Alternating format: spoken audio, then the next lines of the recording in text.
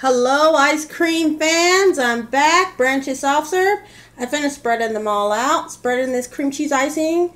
It is so good. Very vanilla-y, cream cheesy, yummy.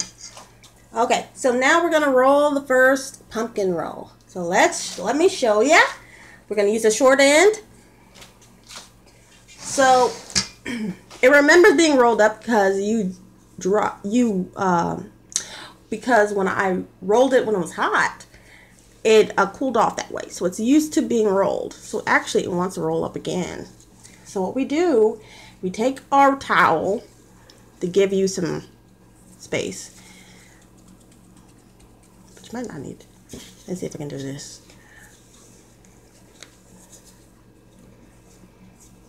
Okay. Alright. And you roll it. Oh, it looks good. Roll it up. Oh yeah. Push it a little bit. And there you go. How easy was that? That's the first pumpkin roll.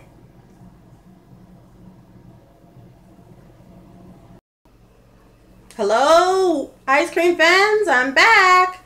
So I finished rolling the second pumpkin roll, and now I'm gonna wrap it up in plastic wrap and put it in the fridge so it can, all the flavors can meld together and taste so good.